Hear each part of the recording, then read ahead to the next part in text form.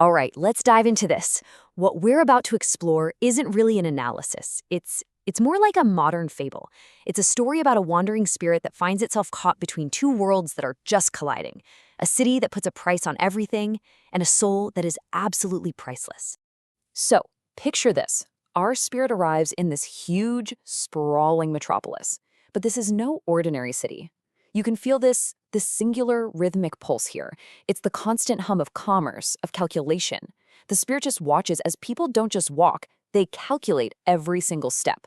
Their eyes don't just see, they assess, they appraise everything, down to a single blade of grass. And the spirit quickly realizes that here, everyone's a merchant, but not of goods, no. They're merchants of existence itself. They're trading little pieces of their being, their time, their passion, their life force, all for things they've been told are more concrete, more, real. What's so wild about this place is its grim social contract. I mean, look at this. Hours aren't really lived, they're just bartered for a feeling of safety. Honesty? Well, that's not a virtue, it's just currency you use to buy a respectable image. Even a simple smile gets weighed for its return on investment. And it all comes down to this one stark, central belief. If your life can't be measured on a ledger, if it doesn't have a price tag, then it's a life that's been utterly wasted. And this is where the spirit has its first truly chilling realization. The city's walls, you see, they aren't just made of stone. They're built from something way more profound, a void. A huge vacuum left behind when some higher meaning was lost. And right into that emptiness rushed a new, hollow gospel, the cold, hard logic of the market. But just when the spirit starts to think, okay, this is it, this is the only reality, it drifts to the city's edge. And there, just beyond that relentless hum, it finds something completely different, a profound, almost jarring contrast.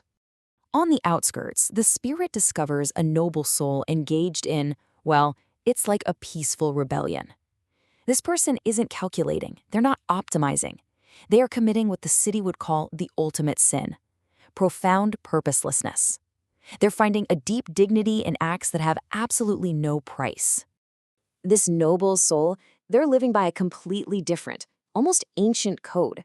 Just look at this. Creating art just for the sake of creating it.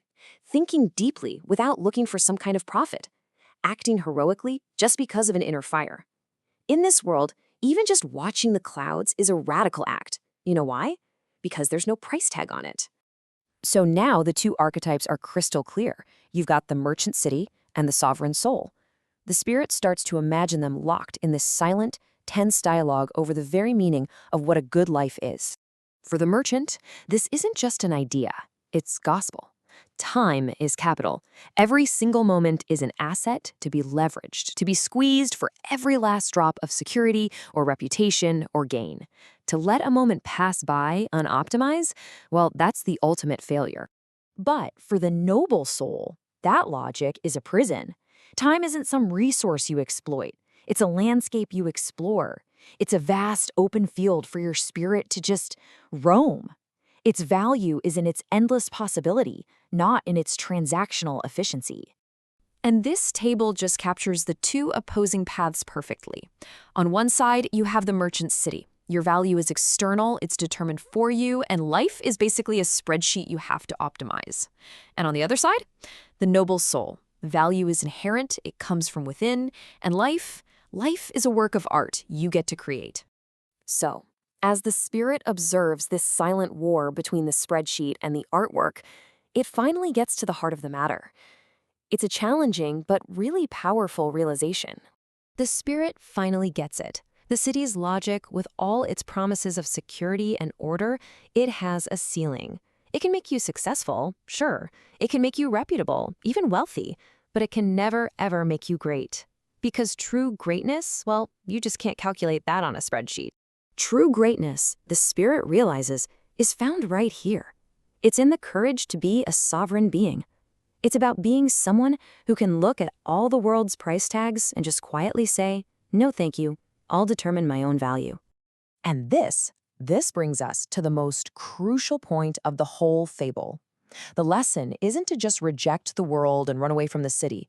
No, the real challenge, the one we all face, is to walk through that marketplace, to participate in it, but to do so without letting your soul become just another commodity on the shelf. And so the Spirit leaves us with this final, powerful question. And it's not an easy one, but it might just be the most important one we can ask ourselves. In a world that is constantly trying to put a price tag on you, how do you protect that part of yourself that is fundamentally, unshakably priceless?